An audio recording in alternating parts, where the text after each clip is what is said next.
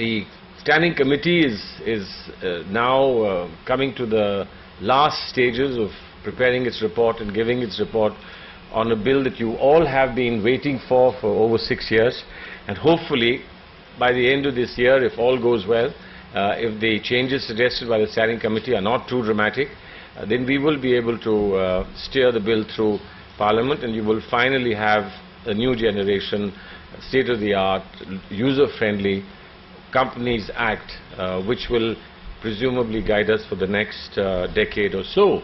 But of course changes are taking place so fast, so incredibly fast, that before we've legislated, people are already asking and saying new things.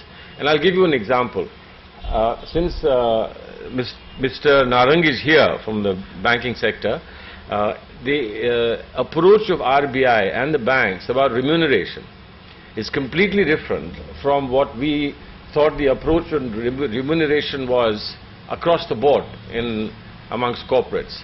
We had a very aggressive and a very robust debate on remuneration, but that's before President Obama spoke of greed and remuneration as far as the banking sector and the financial sector was concerned, the Wall Street was concerned in the US.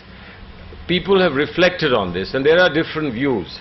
Now, whenever we engage in a dialogue or a debate on any issue which remotely gives an impression that the government wants to have a say, even if it's a limited say, an enlightened say, a regulatory say, there is the fear that, you know, we are going back to the 60s and the early 70s, and that we want to control again. But I think that we have made it categorically clear, and we did it in the entire Satyam episode, that there is no question of coming back in control. You cannot turn the wheel back. Time, the clock cannot be turned back. We have moved forward from those days, if you like, of paternalism towards nascent Indian industry after independence, now to a stage of great deal of maturity and self-reliance and self-confidence, and therefore there is no question of going back to control. But we are not an extreme market-oriented government either.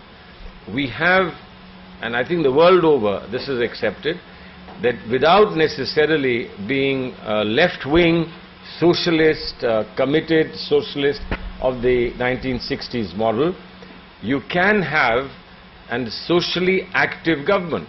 And you need to have socially active government because the government has commitments to ensure that you retain a kind of consensus in society that allows your enterprises to grow, allows your potential to discover itself, and which underscores a greater attempt to resolve conflict in society. India is today riven with one kind of conflict, but India fortunately, I think I'm right in saying this, has moved out of many other conflicts. The resonances and echoes of those conflicts of 10 years ago may still be there in parts of India. But I think we very maturely have moved out of those subjective and really unnecessary conflicts. But there are more serious conflicts that we face today, and you know that.